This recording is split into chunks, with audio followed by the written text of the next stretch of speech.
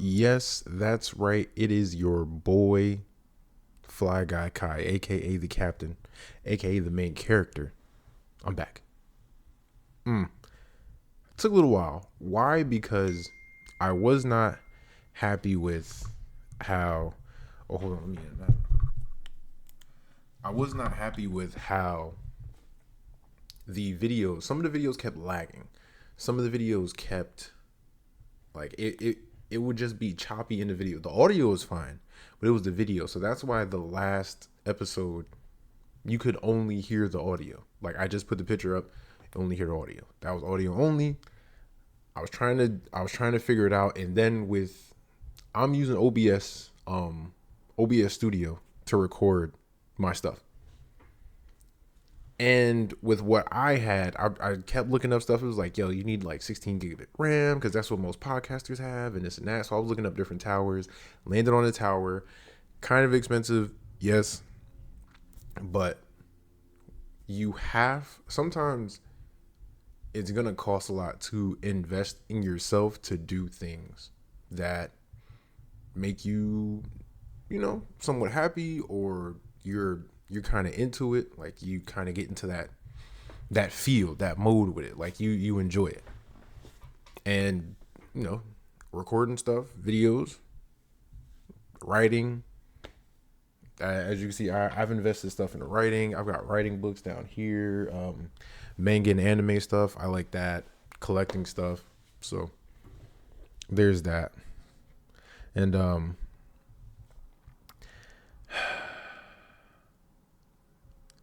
I definitely do like this. So yeah, a little setback, sure. Put it on the, thank you to good old Discover card, but that's neither here nor there. Hopefully this video stays how it is. So far, everything's looking good, and I want to make sure it keeps on rolling, just in case, like, because I plan on not just it being me, but taking this further to doing like, because I don't like my thing is definitely anime, comics, the good geek stuff.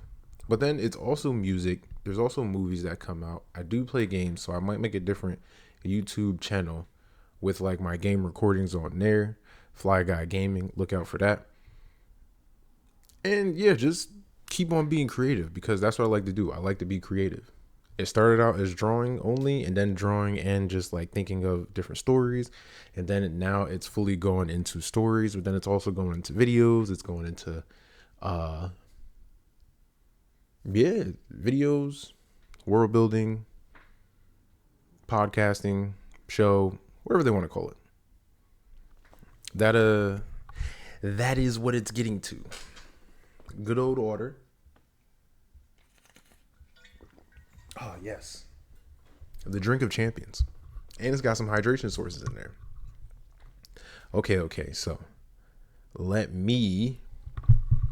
You know what? This would be a good. This would be a good time to test this out. Trying a little pause and unpause moment, like if I have to answer like a text message or something. I do be keeping it. You know what I mean? I be keeping it live most of the time when I'm recording. I make subtle edits, but not too many. Don't worry about that. You know what we're gonna start off with? Okay. First off, the anime of the pod, the anime of this pod. If you don't know by the picture, if you don't know by, the little title that I'm gonna put in there, a kind king.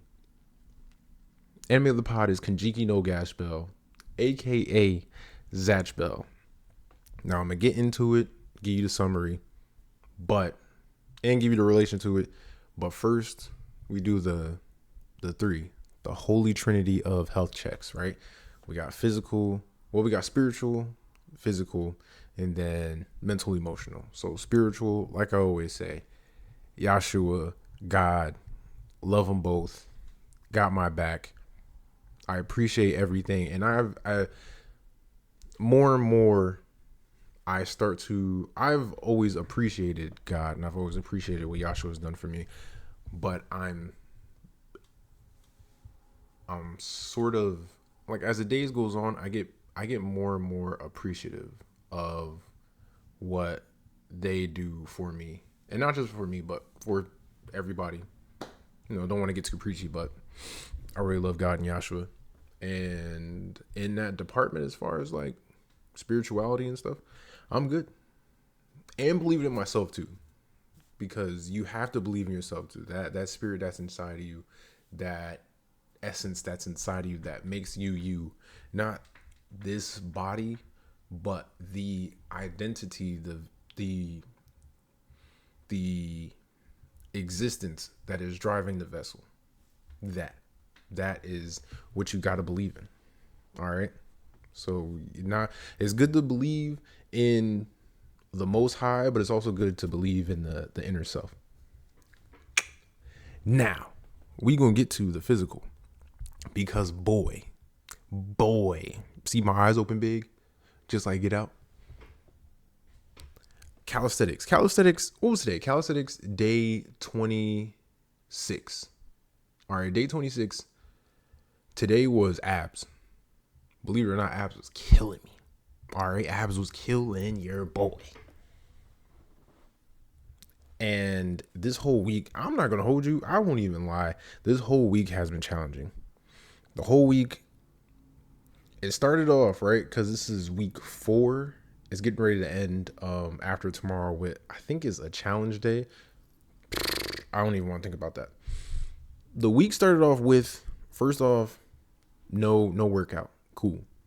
And then for 4 days straight, one day, the first day I had full body. Second day I had lower body. Third day I had upper body. And today I had abs. This is all calisthenics. All off of the Denex app. Like I said, I ain't really plugging it, but it's helped me, so I like to talk about it. It'll get you right. If you put aside a good hour, some of these exercises don't even take an hour. It's just put aside an hour just in case. Because some of them aren't time based. Some of the exercises that he has set, or they have set in the plan, is just reps. Like, it's not just 30 seconds or 40 seconds. It's reps. So depending on how many actual reps you do, depends on how fast you'll get it done. And they give you adequate breaks in between those sets. Like, they give you like 45, sometimes a whole minute of break time. And it's good.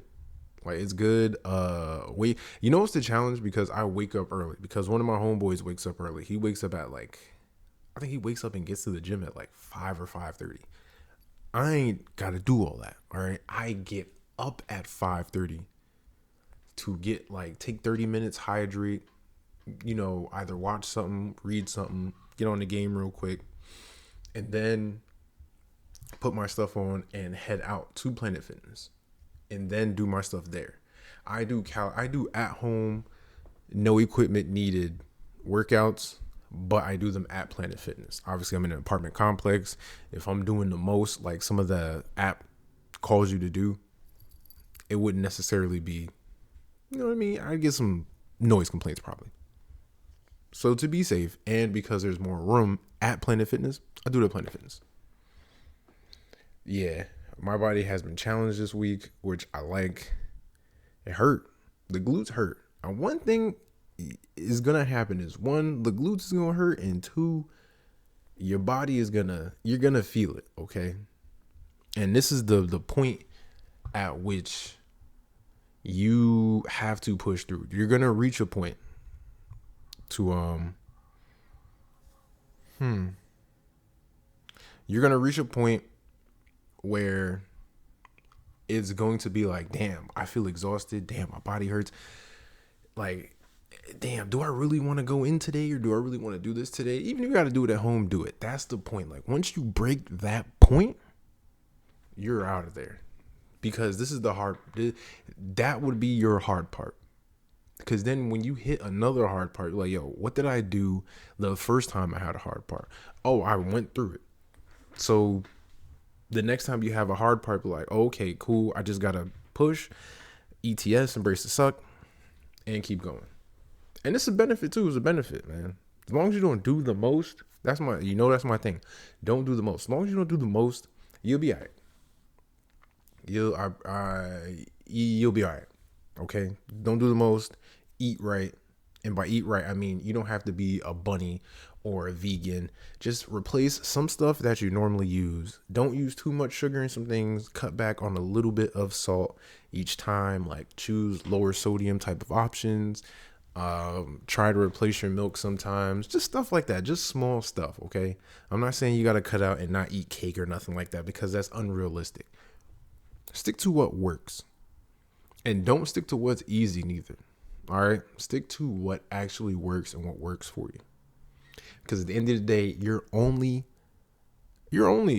messing yourself up. That's it. You're only messing yourself up. When you can't walk, you're messing yourself up. When you don't have proper conditioning, you don't have proper like movement and stuff, you're messing yourself up. So do the work today. It'll help you in the future. I promise you. I guarantee it. Mental and emotional. I kind of tie both of them. Sometimes the depression does creep in out of nowhere. Like I'll wake up and it's kind of like I still have this like heavy weighted 50 pound blanket on me. But you know, I just shove it aside and push through it. Now, is that super healthy? A lot of the times, no. But if you know like how to do certain stuff to kind of take your mind, not just take your mind off of it, but sort of like snap out of it or get away from it in a sense, then that does help. Listen to music, you get creative, you get to writing, singing, drawing, talk to your friends, you enjoy some video games, you enjoy a good show. A comfort show will kind of get you out of stuff like that, like, you know, just different stuff. So yeah, like it's like something I'm used to, so I handle it and I try my best, my damnness, not to let it get the best of me. Okay, so we're good on that front. Yeah, that's the emotional one. So the spiritual, physical, emotional. All right, we got that out the way. All right, we took a good 12 minutes. Go ahead and get a little preachy, but we're gonna get out of that preachy because now we get to the anime of the pod. All right, and I'm gonna give you an explanation. And one of the things I think, because I was opening, it shouldn't have been that, me opening Chrome on here to read you the summary. I'm gonna just do it from my phone from time to time because that whole video, that video lagging thing pisses me off. Because I got a good camera, a very good camera. I got this mic. I'm like, yo, I can't be having my videos laggy if I put all my stuff into this. And listen, it'll go from webcam to an actual setup once I start getting popping, and once like either I get like a team or, you know, we get some things moving or going. Or it don't gotta be like a big camera, nothing like that. Just gotta get, you know, more people. And we'll get there eventually. All right. Little, you know what I mean? Let's get into the explanation, okay? You gonna see my phone in my hand sometime just to do a little explanation. Or if I really gotta get to a text, I don't feel like pausing it. But let's get to it, all right? Kanjiki no Gash Bell, or Zatch Bell in English. Because they wasn't gonna let something that they thought was like just a regular kid show to be called Gash Bell. You know, Japan, they don't really treat their kids stupid, but America's. So, a manga created by Makoto Raiku. This series is a very unusual take on the mon genre, in that the mons of this series, for the most part, superpowered children with human partners. So you think of like Pokemon, Digimon, not even just that. You think of Metabots, like anything where there's kids that are controlling some type of like creature or like sentient thing, and they partner up with it and unlock different abilities. So it's that type of mon genre, right? So 100 Demon Children, Momono, they're called Momono in Japanese, but they changed it to Momoto in English. I don't know why, but you know, we just want to be different over here. But Moto, so 100 demon children called Moto are sent to Earth to do battle with each other to find out who will be the next generation king of demons. The catch is they can only use their demon powers if they find a human to read spells out of their book. If their book is burned, they're banished back to the demon world and are out of the contest. The show specifically features the adventures of the arrogant Japanese junior high student, Kyo, in English, and his hyperactive Mamoto partner, Zach. Together they decide to try to make Gash the Demon King so he can rule over the demon world with kindness. All right. Now, ruling over, his thing was to be a kind king, right? A benevolent king. That's what his goal was. Like, listen, I don't want these battles to happen. Like like, especially seeing how the battles is. Like, some of the people actually make connections with these Mamoto partners, and then, oops, you gotta go. And then having to pull these demons out to do this stuff. Zach is like, listen, this is all dumb. Like, I'm trying to get to the point where I become king. Because to tell you the truth, his father is has been the reigning king. But now the competition comes up, it's every 1,000 years. The competition comes up to where now there has to be a new one. And how do they decide it? They don't decide it through like, hey, this family's here, this family's here. Like, they've been here for generations, so it's just gonna get passed down. Nah, you want to stay in the family? You have to fight for it. And that's pretty much the whole adventure of Zach and Kyo. And the added sauce on it is that Zach doesn't remember much. Like, he just remembers being set there and like maybe a tiny bit about like, oh, I have to fight other Remoto. He knows other Remotos, like, yo, why are they attacking me? You start to learn through the opponents of really what's going on and what's happening. Very, very dope. One of my top 20. One of my top 20. Zatch Bell was one of those hidden gems that nobody really talked about. Okay, at least nobody around my way. Nobody was really messing with it. People wanted to mess with the big ones, Pokemon, Yu-Gi-Oh!, Dragon Ball Z, stuff like that. But when it came to like certain stuff like Ronin Warriors or Zatch Bell, things like that, Rave Master, like that type of stuff, I was into that. S-Cryed.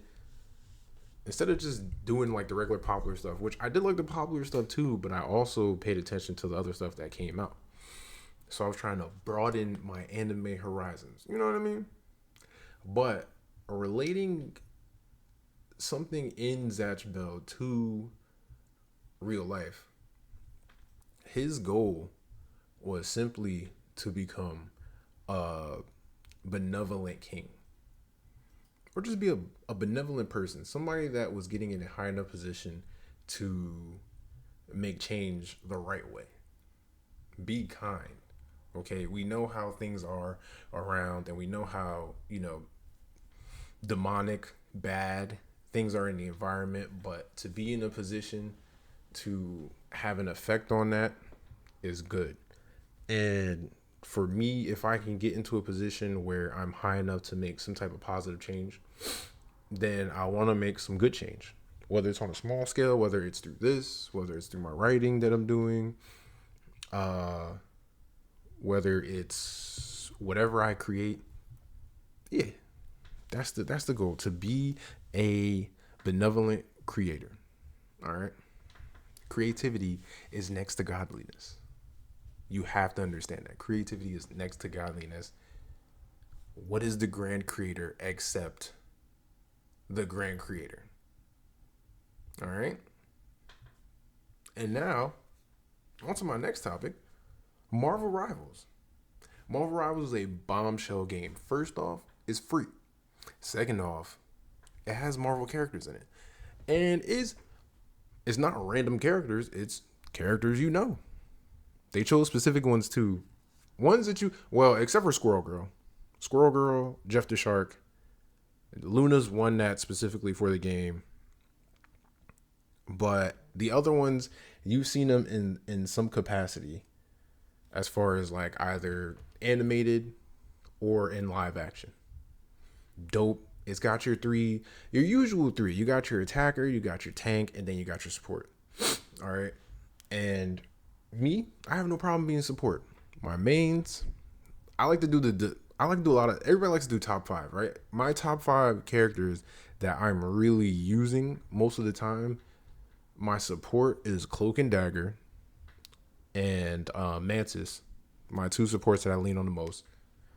My attackers, I mostly use Scarlet Witch. Oh man. No, Scarlet Witch and Namor. None of that Namor. All right, they put some flavor. They put a sprinkle of everything on there. Okay, Namor, and my tank. The most one that I'm using is Thor, and he's not more like the up front tank. He's more like the, let me sneak around real quick. Okay, cool. Let me push you over here towards the team. Team take care of him. That type of tank. You can throw down too. If you let me throw the ones with another tank, and we here, I got you. Okay, I got you. It's fun, but it's really frustrating. It's really stressful when you don't get certain people will come in there just like, hey, I want to be fun. I want to do this and do that. It gets frustrating. Frustrating parts is one, that two, because you have to understand that not a lot of people have played stuff like Overwatch or anything like these type of games. When they step in, they might be first timers. They might be just getting used to it. They might have just gotten time to play the game, trying to get situated, acclimated with it, and get used to the controls. It'd be kind of annoying, all right, especially if there's an objective. For some people, for some reason, if there's a capture point you have to get to, people tend to keep pushing, like only if all of the team is good at that. Most of the time, I like to just stay at the point. Just stay at the point, defend the point. Because if you go around there and get your ass whooped, that's one player less down. And it take a couple of seconds. But that's all the time people need, especially if they're good and they come and get me. Like, I'm the support. Support don't have that much health. We can fend off as much as we can, but support don't have that much health. And when they get us and they get another one, then it's just a domino effect. And then as soon as they get it and they set up and they actually follow the objective and know what they're doing, it's a wrap. And first playing this is cool, but now people are starting to discover. Remember how Fortnite first came out and people, they're building something here and there. Hey, look, I can build this in like 20 seconds. Now people are figuring out different ways. Like, you have to do research. You got to go on TikTok. You got to look at the YouTube videos. You can't just use the character as the character is. You have to find ways around it. So that's where it's starting to be like, okay, I got to take like a week break or something and lock in and look up some videos. It's that serious too. I got to look up some videos and see how to use the characters differently. Starting to get my ass whooped. I'm looking at it, I'm like, oh, I didn't. Spider-Man is like that. Okay, tip for anybody that's using Spider-Man out there or wants to listen. You swing your ass behind enemy lines when you see it. Get your eye on the healer, attack. And then when it seems like hope might be a little bit lost, swing out of there, get a little heals, go back in there, do it again. Hit that little web, zip to him, uppercut, hit them with another web or maybe a different attack. If you can finish them and they're kind of by themselves, cool. If another person is starting to show up, still try to finish them and then get out of there. It's the same thing with Venom. That's been the main scheme. That's always been the main scheme. You want to attack healers. If a tank comes up, you can kind of, depend on who it is, you can kind of solo the tanks, or you can get the tanks out of there in a quick fashion. And then it's just attackers from there. Attackers don't have that much health anyway. Balanced game though. Balanced game coming out. And there's no meta. There's no meta. It's just there are people that know how to use certain characters. And so when they're really good with it, you would think like, damn, that's the meta. And then it's that, grass isn't always green on the other side thing. Because if you go and use that character, I've been doing it a couple of times. Like, hold on, let me see what Black Panther's hitting on. Nothing. Let me see what Magic's hitting on. Nothing. I just got to get good. That's all. I'm not blaming the game. I can't really blame other people. It's just me. I gotta step up my game and get good, and that requires research, Jackie. It's pissing me off, too. It's really pissing me off. But at the same time, it's pretty fun. And again, it's free. They do the normal thing. You want this special skin or something like that? You spend you a cool little 10. You can earn some of it in game. It's just a little slower. Like you do the daily challenges each day, and eventually you'll get enough. But you drop a little money, especially if you want like your favorite character that you use, like your main character that you use, whatever you main. Because there's going to be a point where you have to main. Okay, try to main 2 support, 2 attackers, and 2 tanks. The other tank, I think mine is the 6th character is Penny Parker, because she's pretty good with holding down the fort, especially with those bots. She's pretty good. But yeah, whatever you main, you can just get costumes for those. Yeah, the other costumes look cool, but you don't have to get those. Just leave them there. Some of the costumes are limited though, limited time.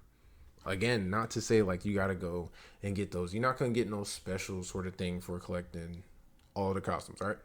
Just get your whatever you main or whatever characters you like. Just get those ones and be happy. But yeah, free game, love it. I'm happy for it. And just like, because Overwatch, you would think like, yo, they kind of have to struggle to figure out, okay, what kind of character can we use here or there. Marvel doesn't have that problem. I have a new version of the Marvel Encyclopedia. Just because, and I'm looking for the DC one too, but it's not up to date. Because I have the older ones, I think from like a couple years ago. But so much happens in comics between now and 4 years ago, 5 years ago, even 3 years ago. In DC and in Marvel, different things have happened, so it has to be updated. But I like the encyclopedias because, one, I don't have to just go on a computer. Sometimes you don't feel like logging in a computer and doing it. You got the encyclopedia right there. Sometimes you like the hardcover stuff, the stuff that you can touch and you can just flip through and be like, okay, cool, this is it. Flip through this is it. Plus, it helps me with my writing because I do have a story that I'm working on where an event happens, people start having special abilities, and then of course when you have people with special abilities, you have some that want to be heroes, some that want to be villains. And how does that unfold? The military gets involved, local law enforcement gets involved, people get ideas, people want to talk about it, people want to report about it. The world changes differently. And then for the people that don't want to be heroes or villains and they just want to work jobs with the powers they got, how does that get established? Do you get a pay raise? Stuff like that. So yeah, I'm working on that. I'm working on a couple of other things with writing too, as far as like the big things is that the superhero stuff, like trying to create my own comic book universe with just superpower type stuff alone, and then my fantasy writing, because I have a fantasy world that I call Coachum Tales. Coachum's just one of, let's just say, several domain lands. And the domain lands are just the continents. But each of them have like a different thing. And I have like 6 different races that, tie into the elements and magic. And each one is proficient in one and has like an affinity to one type of element and may not or be cut off to another element just because of the element they have. Like if I have a race that has an affinity to fire, they're going to be cut off from trying to do water-based magic or water-based abilities. They can touch water and stuff like that. It's not nothing like that. But when it comes to actually doing like the magic system stuff, they won't have access to that, and vice versa too. If you have water as an affinity, it makes sense that you can't really do anything with fire or something happens. Let's just say that. So I'm getting that situated. Those 2 things have really caught my eye. I have some like advanced stuff too, but we get to that. And speaking of that, now that I got on writing, there's a quote that always comes around. like good, what is it? Good creators. It's like good artists borrow, great artists steal. And when you hear that, you can play that in for anything, but they're not saying, "Hey, go out there, steal someone's stuff and claim it as your own." No. There's ideas. The wheel has already been invented. The first wheel has already been invented. Now, when people come out with iterations of the wheel, that's what they're coming up with. They're coming up with iterations. They're taking something that's there, putting a spin on it, and sort of creating something new out of it. Their take. The wheel, this round circular object, was already created, and someone said, "Hey, let's make it double wood so that way it's a little stronger." Now, that's not the first wheel ever created, but that is the first type of that wheel created. Then you know the history of it. Then they added rubber and metal, and now you had spinning rims and the tire treads and stuff for winter and summer. So yeah, the ideas have already been out there. Okay, when you're writing fiction, the stuff has been out there. Let's go back to comic books. Me and my comic book world, and anybody that writes comics, yo, there's the top archetypes, the top three you're always going to run into. And that's always up there: Superman, Batman, Spider-Man. Superman, the hero, the superhero, the guy that has this power and is trying to, fit into everyday society, trying to be the normal guy, even though could damn near take out everybody. Or just those type of superheroes in general. They just have this power where like they're more powerful than anybody around them, and they can do so much, but they kind of just want to fit in and help. That's the superhero type. Then you have the anti-hero type, or the vigilante type, which is Batman.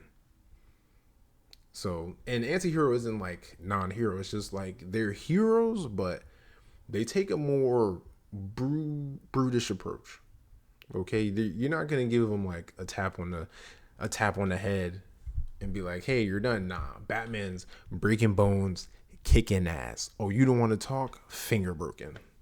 That type of stuff. Like, yeah, you have Wolverine, pretty much like an anti-hero. You have these anti-hero qualities. That's what superhero, anti-hero, and then you have the young hero, which is Spider-Man. The teenage hero was, being just a normal teenager. Then something happened where they had these special abilities, and now they're trying to do something.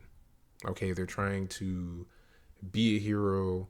They're trying to fit in. They're trying to balance their life, like their school life and girls, and keeping the secret from family, and then trying to be a hero and trying to find their way in life. And so those are the big three. Like I said, that's Superman, Batman, and Spider-Man. Have there been iterations? A billionaire who just creeps around at the super being, a kid who winds up getting powers. That's been done already, but you have to put your own spin on it. You can take stuff from Batman, and then you get something like The Question, or you get something like Huntress, or you get something like Green Arrow, where it's this billionaire, and something happened to him, and he's trying to take justice into his own hands, kind of. So what does he do? He, stuff like that. Stuff has been done, and it's a challenge, but take little bits of stuff, put your spin on it. There you go. And you got to do research too. Believe it or not, a lot of these superhero names, supervillain names, character names, a lot of them happen, even basic ones like Gravity. You want your hero to be called Gravity or your villain to be called Gravity. Too late. Marvel's already got it. You wanted to make a villain called the Executioner. DC's already got it. Like, is certain stuff you be like, you know what? I want to make my superhero this. if you plan on going big with it, you have to do a whole lot of research and see like, oh, is this a popular superhero? Because not 9 times out of 10, but 7 times out of 10, it's already taken. Like, yo, that name's already taken. So now you gotta do synonyms and antonyms, whatever type of nyms, and figure out how does it how does it sound similar? How does it keep to the same idea I had for this character?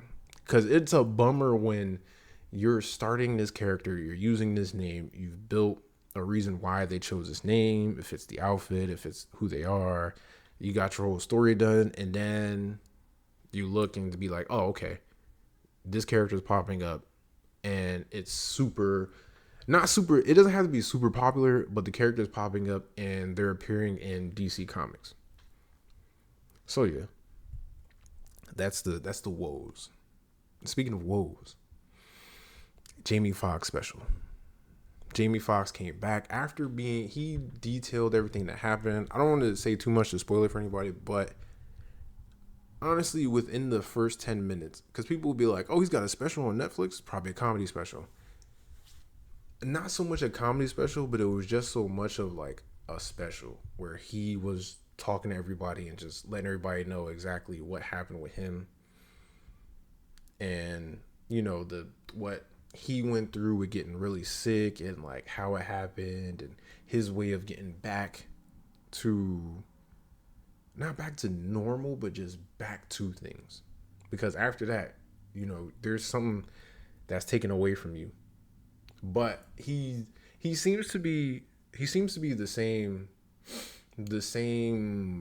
Jamie that we love, Jamie that we know. But you're not there to really laugh, more so as you're there to listen. And you can see like on his face while he was going through it, like, yo, and he half the time was crying because it's like, dog, it almost got me too. It was like, dog. And he said it in his thing too. You wouldn't think that it would happen to you. Like, yo, this can't happen to me. Like, this is me we talking about. Like, I don't go through this. You're not too big for any sort of problem to hit you. Okay, you're not too big for health problems to hit you. You're not too big for money problems to hit you, relationship problems, just problems in general. You're not too big. You're not too different. You're not too special for those things to get to you. And that's pretty much what Jamie Foxx was talking about. And to me, it was a good special. Again, he laugh at certain parts. Yeah, certain parts it was just like, like that's not really funny. But I would pull myself back. Like, actually, I'm not here to laugh too much. I'm just here to listen because it's good to see that Jamie Foxx is in high spirits and that he's all right. That's what I care about the most. Like, oh, he's back. He's good. He can pop some jokes. And comedians always make a joke about something like that. He can still sing. He can still play the piano. He can still do all these things and function. That's good to see. That's very good to see. Superman trailer. Superman trailer came out. A lot of leaks would come out. Now we're in the age of leaks. There's no secrecy. When someone's working, let's say someone's working on what movie? Let me think.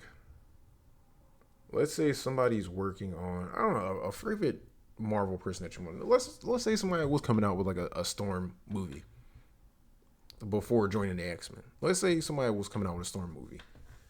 Of course, they would tell you the main person, but you would, before the movie trailer even drops, you would see how the costume looks. You would see the other castmates. You would see set photos, all that. Like, nothing is secret. Way before, like during the 90s, you didn't even know what set. Like, you didn't, like, where did they film this? Where is that at? Like, whoa, these suits look good. Like, oh, this is the trailer. Damn. Not anymore. Nothing's really a surprise. People not only will spoil what things look like behind the scenes, but then you get to the trailer and the trailer's like, okay, cool. And then when the movie comes out, people now, especially on TikTok, they will show parts of the movie, be like, oh, this was cool, and spoil it. Whenever a new movie's coming out, it's hard to, but do your best to avoid the internet. and that's hard as hell. But do your best to avoid the internet because you will get spoiled. There's no ifs, ands, or buts about it. Especially if you like it and you're just looking it up like, okay, I want to look at that trailer one more time. Oh, look, spoilers. That happened to me with Deadpool and Wolverine. And it's spoiler alert for whoever hasn't seen it, because now you can see it on TV. Okay, it's been out for a little bit. Not a little bit, a lot of it. By that part where Chris Evans comes back and you're thinking, oh man, he's playing this part. And he actually plays an older part because he used to, do a different Marvel movie. That got spoiled for me. Wesley Snipes got spoiled for me. I was like, dog, yeah. Man, there's something wrong with y'all. You don't get cool points for that neither. In fact, you get called out. You're like, yo, you're the one that likes to spoil movies. We can't fuck with you because you like to spoil stuff. You can't keep a secret. All this yapping. But the Superman trailer, it looks good. It looks good. It looks colorful. I like superhero comics. I like the comic movies either way. Whatever version that you give me, just as long as the version works out. I liked Zack Snyder's Justice League. I liked the Man of Steel. Batman v Superman, it definitely could have been done differently. Some of the stuff was ridiculous, but I still enjoyed it. I love DC for its groundedness. I'm not going to hold you. And those movies, it made it super nice, a little dark and gritty and stuff. It was nice to have a different thing from Marvel because that's kind of what it was separating. It's like, yo, Marvel's doing this thing over here. Let DC, detective comics. Like when you think of detectives, you don't think of sunshine and rainbows. You kind of think of like the gritty streets. You think of the light swinging back and forth in the interrogation room, stuff like that. But this trailer right here, I'm not mad at it because again, it shows another side of DC, which DC isn't all darkness, just like Marvel isn't all light. There are dark points in Marvel. There's a lot of dark points. In DC, there's a lot of light points. Okay, there's a lot of upbeat stuff. Not as much as Marvel, but there's still a lot of upbeat stuff. But this right here shows you the brightness. It shows you a Superman that can get injured, the Superman in his weak state. Which, as the popularity stands, there's always somebody like, oh, can he beat Superman? Can this person beat Superman? Superman's the strongest, stuff like that. To see Superman weak and, you get to see his dog. Everything looks cool, except for Guy Gardner. I'm sorry. It looks crazy. I'm, out of all comics, my favorite comic book character is Green Lantern, specifically Jon Stewart. It's an added bonus that he's black, but also because he's so technical with his constructs and he's just like that leader type. And then comes Kyle Rayner, because Kyle Rayner is the creator and he's the artist, and when he does his, you see it. Every Green Lantern in their own specific way does their constructs differently. So yeah. It's just Guy Gardner. Guy Gardner is the dickhead Green Lantern. And he was the one that was supposed to be chosen, but the ring chose Hal Jordan. However, that bowl cut, I understand the bowl cut came out in I don't know when. What was it, like the 70s or something that they brought out Guy Gardner? That bowl cut, the new 52 type, like the newer type Guy Gardner that they have, like, yo, he's got a, nice little buzz cut, man. Or just hook him up with a fade, a little swoop of hair over, something like that. That would have been fine. First off, you have him in his bowl cut. Secondly, you have it with blonde hair. Okay, Guy Gardner has always been a redhead. Always been a redhead.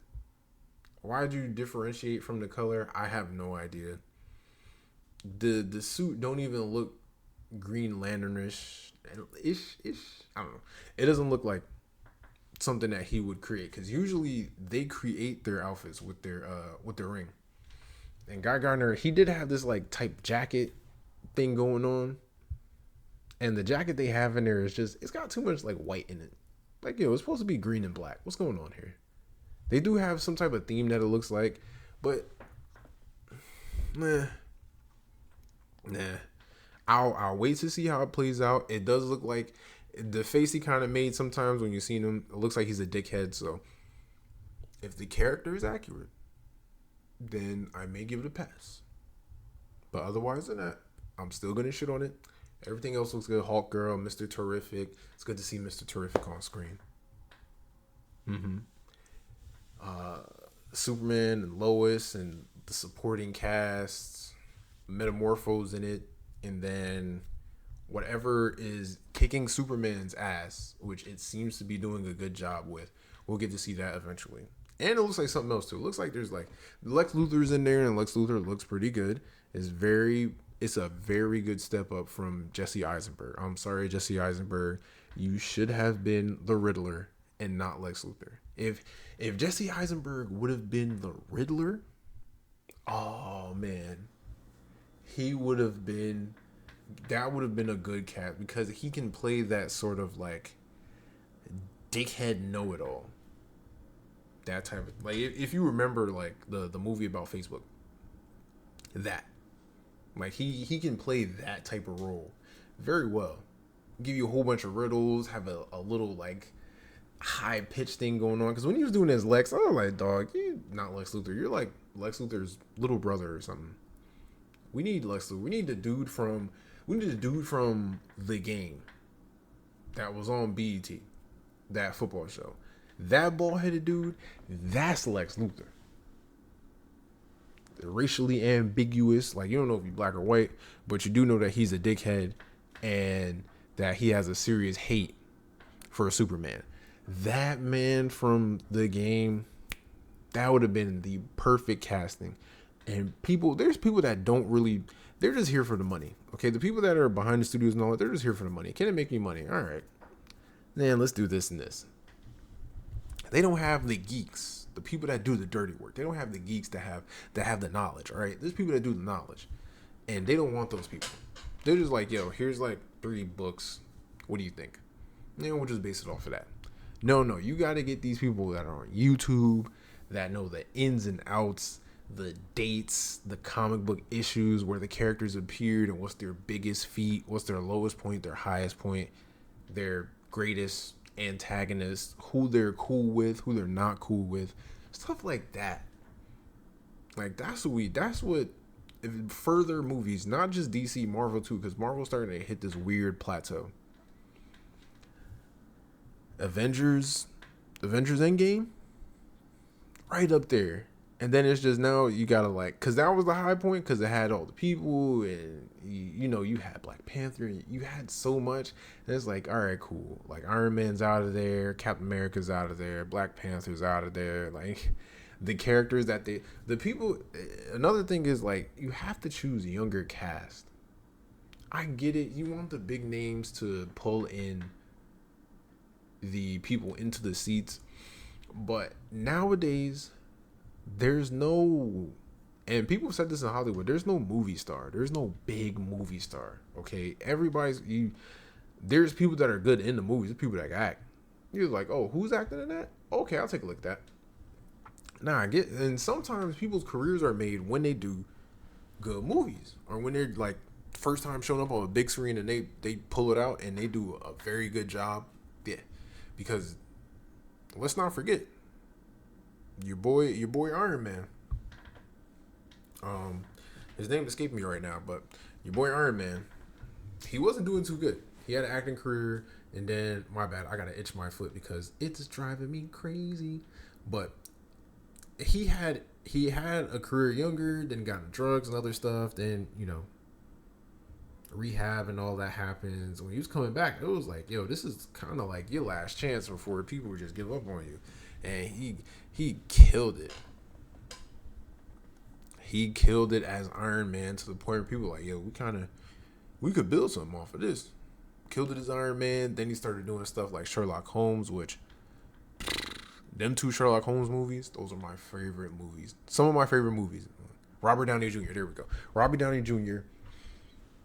playing Sherlock Holmes, cool.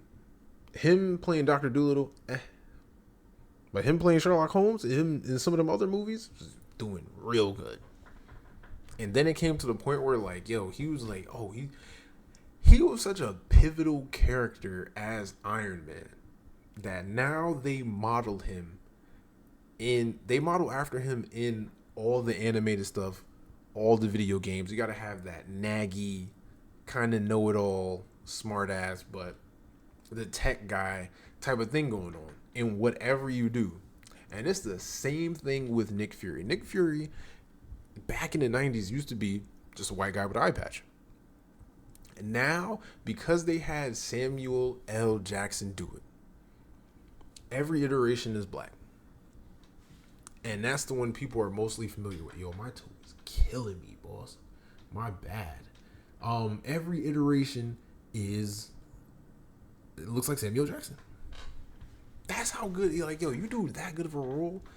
Those are the only two I can think. Well, those are the only two I can think of. Because the other one is Hugh Jackman as Wolverine. And though he does do a fantastic job as Wolverine, Wolverine still stays the same. Wolverine hasn't changed. Wolverine is still that short 5'5" guy that has a berserker rage. They're not going to make him like 6'2" or nothing like that because his character has just been his character. Like, Hugh Jackman didn't make that much of a change, but he did make it that much harder for whoever has to follow up and be Wolverine in the future. Because make no mistake, you give it a couple of years, they're going to find a way to like feng shui it and probably make the Ultimates or something. But they're gonna find a way to feng shui it, and then you get your new Captain America, you get your new Iron Man, and because how they were gaining traction and how Disney was making money, they acquired the different characters and the Fantastic Fours and some of the rights to Spider-Man along the way. They couldn't do it in the beginning. They couldn't do certain movies in the beginning. They can't do Hulk. Like they couldn't do certain movies in the beginning. Otherwise, it would have been different. There would have been more stuff added in the beginning. But because it was along the way, the X-Men, now give it, when it's on a slow streak, give it about 10 years when they decide, like, you know what, we're going to do this all over again. Now you can do other stuff. You can do Avengers versus the X-Men. You can do the Avengers stuff to where it's setting up to have like Young Avengers or Avengers West Coast. You know, different stuff, different shows. Just I got lost trying to talk about the Superman trailer. But yo, the Superman trailer is good. Superman trailer is good. James Gunn's got, so far got his foot in the door and is doing some good things. That show, the Creature Commandos too. The Creature Commandos is okay. Creature Commandos is okay. He's doing the thing where like you're taking some weird type of characters where you really don't know much about these, except for the Weasel, because he was in Suicide Squad. But you don't know too much about these characters. However, trying to make it to where you kind of care about them a little bit. Okay. And he's doing pretty good. And James Gunn, if you base anything off of how he was helping with Guardians of the Galaxy, then yeah, if they kind of make it like that for most of the projects, where not only are you following to the character's strong suits, but you're putting a little comedy in there too, because not everyone is super serious. Even the serious people do have funny moments.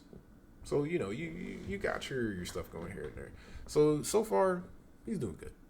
Hopefully, prayers up to everybody. Hopefully, when he does, okay, the Green Lantern movie, I hope that it's good. I hope it's great, man. I need that. Not we. I need that. Okay, I want my Green Lanterns to get some live action justice. That's all. That's all. The Green Lantern is big. You know how many lanterns are out there too? You can make your own series. You can make movies just off of that. Hal versus Sinestro. Him going through that. Him having his power hungry moment.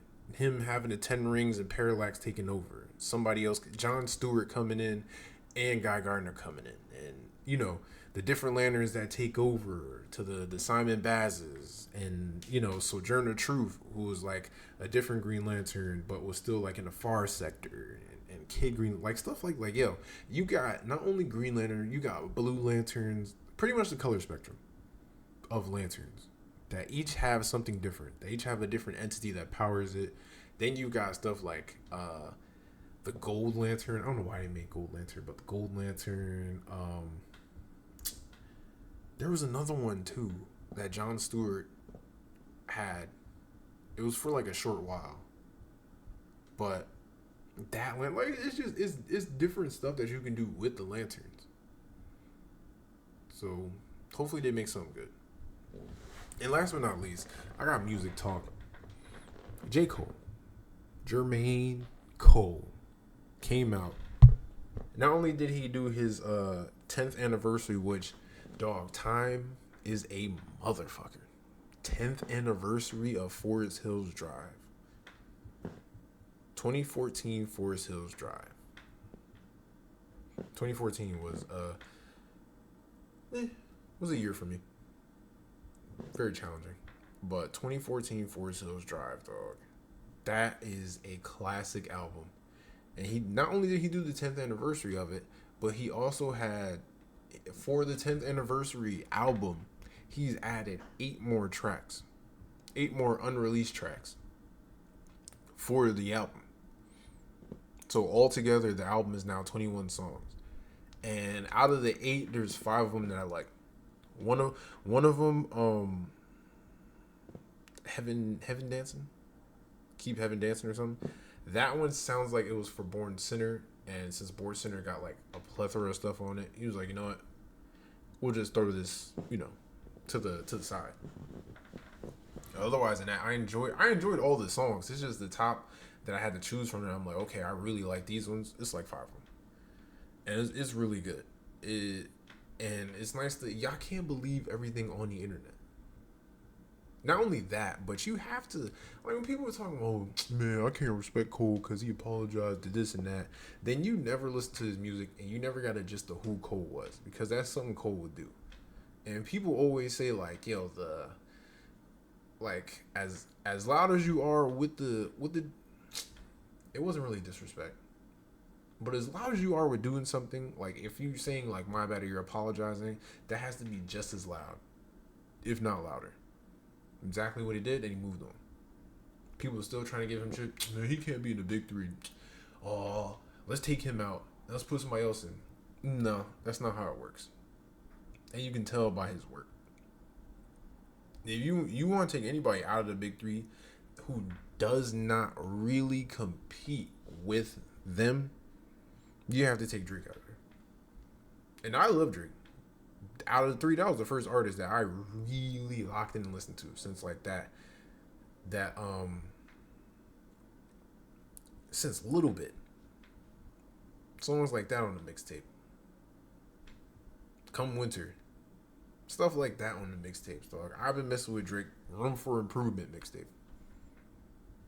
So yeah, but when it comes to people that get down and get busy on the tracks, people that make these albums, the better albums, I like J. Cole's albums out of the 3 anyway, the best.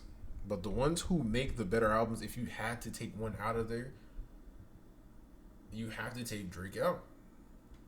Because his albums aren't really albums, they're playlists. So I don't know, man. Like I said, you can't listen to too much internet stuff. You can't listen to it. Do your own research. Feel how you feel. Don't be sheeple. If you like certain artists, you like certain artists. Don't cave in because other people have a certain opinion, because it's just opinions. And don't be scared to give your opinion either. When it comes to music, when it comes to art, when it comes to any type of topic, don't be afraid to give your opinion. And then don't take what other people's opinion is as fact, as base. Like Joe Budden will always have a different type of opinion on Drake. Excuse me. Or a negative type of opinion on Drake. That's just how you see it. Like that, it's kind of how you hear it too. Because when you always hear like the opinion, a lot of people keep running with it. On Joe Budden said this or that. Joe Budden's cool, but he's not the end all be all. All right, he's not. So the J Cole anniversary, the tour, not the tour, the concert. The concert looked dope from what everybody was showing. He did the same type of scenery on stage that he had when he did the original tour for Forest Hills Drive. And the one thing I like, and I'm gonna go back and watch those, is the documentaries that he came out with for certain stuff, Forest Hills Drive, and like making Revenge of the Dreamers, that stuff, fire. And it kind of brings you not closer, but it kind of brings you a little bit more into the world of J. Cole. Just J. Cole, not Jermaine, but J. Cole. And with that podcast that he had, with the limited time podcast that he had, that's cool too, because between that releasing the mixtapes and then doing this, and it's all leading up to the fall off, and then that's what he was saying before. Like, listen, if Jermaine came out and did the 10th anniversary for Forest Hills Drive, and you better believe, like 98% of the people in there knew every song that he was, and it wasn't. I think all of it wasn't just Forest Hills Drive. It was just some other stuff too. But most of those songs, everybody knew word for word, bar for bar. And that's what we're talking about to them kids, dog, to the little pumps and all them other temporary niggas. Like, yo, y'all better save up your money. You better make good money choices, because, you know, it looks like y'all are just riding trends. And usually people that ride the trends, when the trends fall off, they fall off. If y'all don't have like staying in the game, if y'all don't do better to establish yourself, because this how you eat. Tours, it's not just making the music and getting the album sales is cool, but how you really eat is on tours, man. Because when people like the music, then they want to see it perform live. They want to see it perform live. You gotta make tour dates. That's how. And then not just in this, you know, country alone, like other countries, other places want to hear the live music. So then you go overseas, and overseas be paying that money. Overseas, you still got older rappers, older R&B artists, current R&B artists that can go over there and make that money. People are like, oh yes, we going to see that. So yeah, and he's showing like, yo, proof is in the pudding. Like, dog, J. Cole has enough music off of Forest Hills Drive alone to just go out there like, you know what, I'm doing another tour of Forest Hills Drive, or I'm doing the greatest hits tour. J. Cole, come on, he's got enough to where he can perform this stuff, and is out of there. So definitely solidified as part of the big three. The funny thing is, who's the next big three? It's always that, right? You'll have people be like, okay, cool, these was the ones that was like great, and then you have cool, like, okay, these are the ones that's the big three, but who's the next big three? That's where it'd be like, it's challenging. Maybe not to a lot of people. Or if not a big three, like I've seen also like a Mount Rushmore or something. So take that with what you will. But yeah, good music, good job, J. Cole. Enjoying the tracks. This just makes me want to just, now I could play Forest Hills Drive in the background or just chill out and not have to do too much skipping. Thank you. And that sums that up for episode 20 of the Main Character Podcast. Episode 20. We got the 20. You know what I mean? Got to the 2-0. I'm pretty happy. I started out with a different type of webcam, different type of setting. Now I'm upgraded to like a different computer that can handle the video output, the audio. I'm hoping to do better stuff. I'm hoping to do better content, actually present myself better, talk a little better, work on that, get my stuff a little more organized. Organized. Too much time in the South. But yeah, I aim to make myself better. Every 10 episodes, I should be better. I should have a nice groove. To where you're like, okay, he's in his bag when it comes to talking. He's in his bag when it comes to podcasting. He's in his bag to whatever. That's me. So thank you for sticking with it. If you stuck with it through the whole time, thank you. I appreciate you for taking this. What is it? This going on 1 hour and 5 minutes. I thank you for taking the time to, lend your ears, lend your eyes, comprehension. Thank you personally to the 2 or 3 couple people that listen to it. I appreciate you. I'm aiming to get more followers. I think I'm at 20 right now. Is it difficult? Yes. Am I going to stop? No, because honestly, I enjoy this. Just like with writing. Will I get something published sooner than later? No.